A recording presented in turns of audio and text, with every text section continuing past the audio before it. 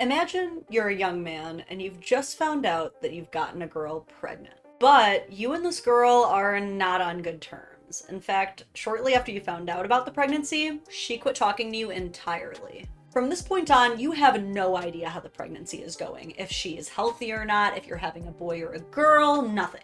Agonizingly, you wait and you look into your options. Heck, you even consult a lawyer who tells you that you have to wait until the baby is born to even start filing a paternity suit to establish parental rights. And how do you know when the baby is born? You don't have any right to that information. You could hazard a guess based on the possible time of conception, but there's no way to know, and even then, how do you know what hospital they're being born at? And even when the baby's born, you know that it's going to take weeks to possibly months to determine if you even are the father or not, much less to get rights to see the baby. Finally, you reach that window of time where you and your lawyer feel confident that the baby's gotta be born, it's time to file for paternity. Only to find out it's too late. Your baby was born a week ago, and 3 days after that birth, the mother adopted the baby out to another family under your state's safe haven laws. So you and your lawyer scrambled, desperate to fix this. It takes weeks to start, long, agonizing, torturous weeks. There are conflicts between different orders and different counties. Everybody's fighting over jurisdiction. Months are passing, and meanwhile, your child is being raised by complete strangers, calling them mom and dad, not you. Then finally, the day comes. After 2.5 years of subpoenaing the charity that put your child up for adoption and fighting for your own natural rights to your own biological child, your county awards you custody. You cheer, you scream, you hug your lawyer, you cry. But before you can even meet your baby for the first time, the adoptive parent's county refutes it. You are once again at a standstill. Now, because the two counties can't agree, it has to go to your state's Supreme Court, which takes another year. By the time it finally does go in front of the state Supreme Court, your child is now 3.5 years old. And basically, because of that fact, the Supreme Court decides to deny your previously awarded custody and award full custodial rights to the adoptive parents, using basically the time sunk fallacy. Because the child's already spent so much time there, it's in their best interest to stay there, and for you to stay out.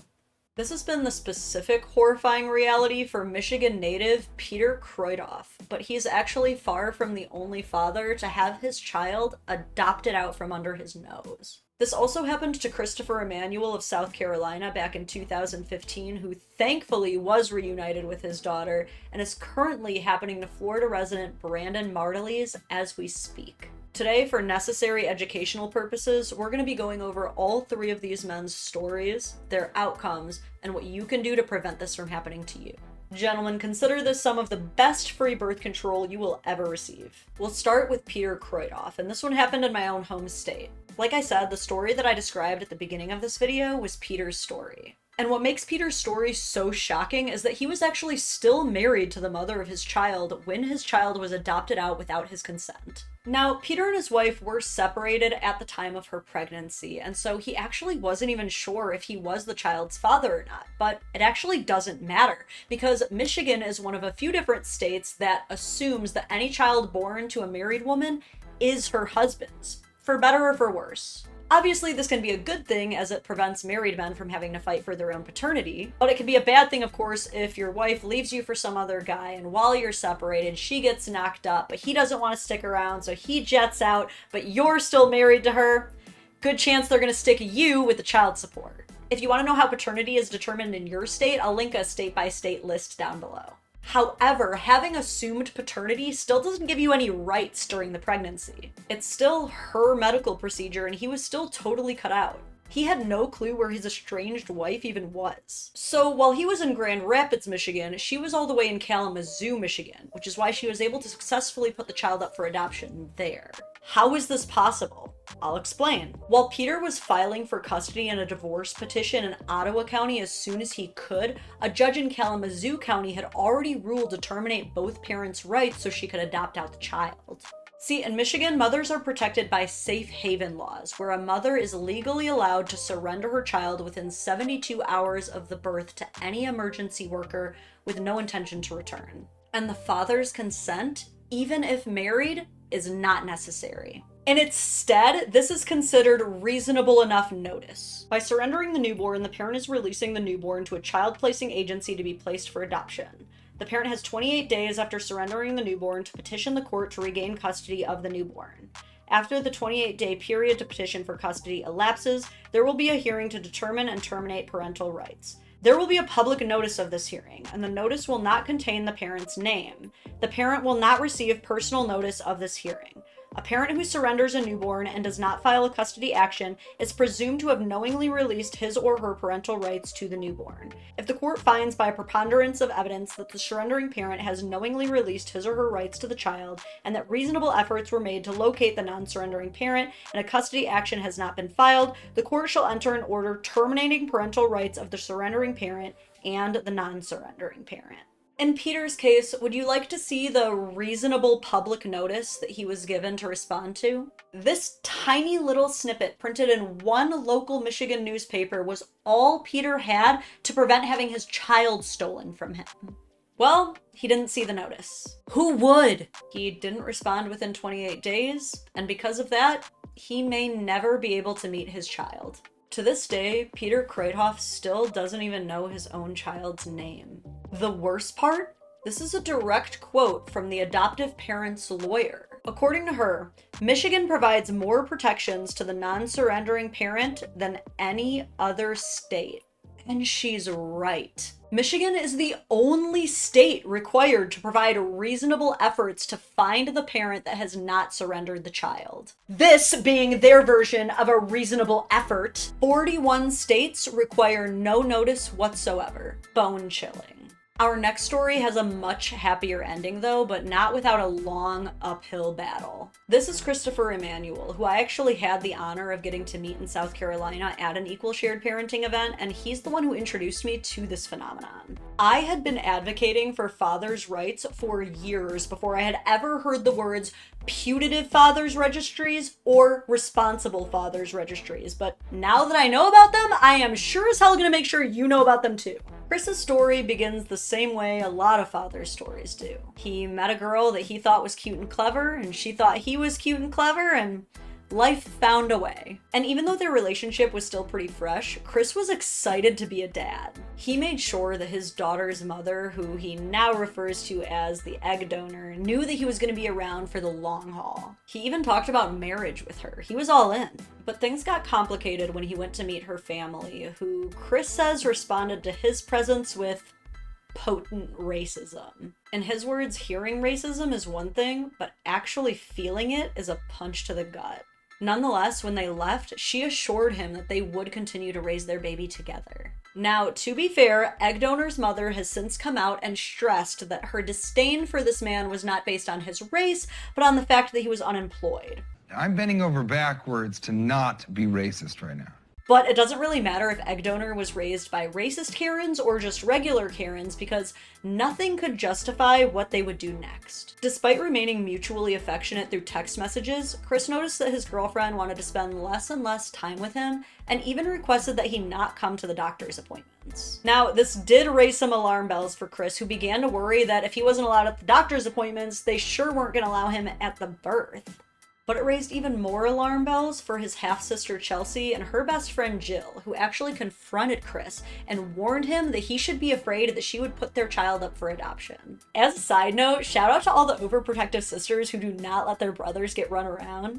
Y'all the MVPs, I see you. Now, Chris was in denial at this point. He was full of delulu. He was like, no, we're gonna get married, everything's gonna be okay, you'll see. But these girls did their homework, and they introduced Chris to the concept of putative father registries or responsible father registries. These little-known databases are where unwed fathers can go to make sure that they're notified if their child is being placed up for adoption. Y'all weren't taught about that, were ya? At first, Chris didn't want to entertain anything that his sister or her friend were saying. He wanted to believe that they were going to settle down, get married, and raise this little girl together. But when his girlfriend didn't even show up to the baby shower they'd been planning for weeks, he went ahead and put himself on the registry. And thank God he did, because a few days later, a messenger would arrive on Chris's doorstep telling him that his daughter had been born, but that she'd already been placed with an adoptive family out of state. And how was the mother able to place the child for adoption out of state, you might ask? Well, because of an old, archaic, arguably racist South Carolina law that states that difficult to adopt children may be placed for adoption out of state. And do you want to know what qualifies as difficult to adopt, being mixed race. Because Chris's daughter is mixed race, her mother held a legal loophole to classify her as difficult to adopt and take her even further away from her father. And Chris, of course, was not the only person his ex lied to. She also lied to the adoptive parents, telling them Chris was completely out of the picture. So imagine their surprise when in he came, fighting for his rights. The adoptive parents begged Chris to let him keep his daughter, but he refused. In Chris's words, "No one can love my daughter the way I can. It don't matter what type of title you have, that's my daughter. You can't take my daughter. Give me my daughter, that's all that matters." And while I do feel for the adoptive family, who I imagine has developed a lot of love for this girl in this short amount of time, Chris is right. He's the best one to have her. It took 3 long, painful months, but Chris was eventually awarded custody of his daughter, Skylar. The adoptive parents reluctantly returned her to South Carolina 2 weeks later, where she has been thriving alongside her father ever since. If Chris had not taken Crystal and Jill's advice to sign up for the Responsible Fathers Registry, he may have never gotten to meet his daughter. Chris now spends his days raising his daughter, advocating for fathers' rights, educating young men, and sharing his story, warning others of the dangers of adoption trafficking. Adoption trafficking is a form of child trafficking that occurs through the method of illegal adoption, and with everything we've learned from this video so far, is likely occurring in far more gross figures than could ever be properly represented. Which brings us to our third and most recent story of Brandon Martelise of Hillsborough County, Florida. 2.5 years ago, Brandon was setting the self-timer on his phone and placing his hands around a big giant belly that contained his little baby girl who would be born just 2 days later. But that joy quickly turned to fear, which then led to a numbing, paralyzing pain that no parent should ever have to endure. It began when Brandon texted his child's mother the next day asking when she'd be going to the hospital, only to never get a reply. Multiple anxiety-ridden days passed with no response, and then, suddenly, the mother reached out to tell him that his child had passed away. According to the mother, his daughter had passed away from SIDS, or sudden infant death syndrome. But Brandon refused to believe this without any proof. He was so relentless in going to every single hospital in the area trying to find his daughter that occasionally they had to call security on him. Ultimately, through the grapevine, Brandon learned that his daughter was indeed alive, but that she had been adopted out to another family. This is when Brandon's nightmare of a legal battle began. He fought for his parenting rights, but the adoption agency fought back, arguing that he didn't have a right to his own parenting rights for the following reasons. 1, he was not married to the mother. Plenty of children have unwed fathers. 2, he was not listed on the birth certificate. How could he be? He didn't have a right to be there. 3, he was not on the Responsible Fathers Registry list. Theme of the video. And 4, that he had not paid a fair and reasonable amount of living and medical expenses for the mother. Which is alarming to me because how in the world could that possibly be expected? He has no right to her medical appointments and certainly no right to her medical billing. And as they were not in fact married, there is no set legal precedent for him to be responsible for her cost of living. This seems like an unprecedented standard. You can't even file for child support until a child is born, so how could that support be expected prior? It's just too vague and difficult to qualify. Regardless, Brandon denies that he wasn't providing financial support during this time and says the only reason he wasn't able to build a relationship with the child is because the mother and the adoptive parents have refused it. Unfortunately, though, the courts ultimately ended up ruling that Brandon did not have the right to be the father to his own daughter, citing Mr. Martelise was afforded every right he was entitled to under the law, which is true. From what the courts explained, he had 0 rights as an unmarried father, and so the courts did indeed afford him all 0 of his rights. The window to appeal the decision has passed, but Brandon is still desperately seeking any recourse action that he can take to be able to someday meet his own daughter. Until then, all he can do is hope that she's being treated right, being loved deeply, and that someday she'll know how hard he fought for her. And so while it may seem impossible that there could be a right that a man doesn't have, as it turns out, every single day men are stripped of the most basic human right to parent their own children. The moral of the story is, if there is any chance out there that you could be a father and you don't want your child adopted out from right under your nose, put yourself on that list. In my description down below, I will have every responsible father's registry list available by state that there is in the United States. As of right now, I don't really have any resources for outside of the United States, but I implore you all to find whatever is available to you. And if you don't want to be a father at all, well, wear a fucking condom, man. Your own condom.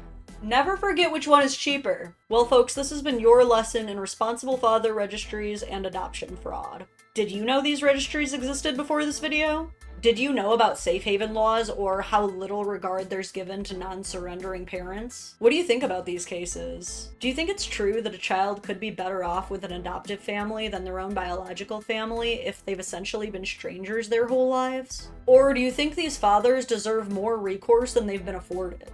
As always, after you hit like on this video, subscribe on my channel, turn on the notification bell so you don't miss any of my lives. Make sure that you leave your thoughts on all of this in the comment section down below. Look out for each other and keep yourselves safe. See you in the next video. Until soon.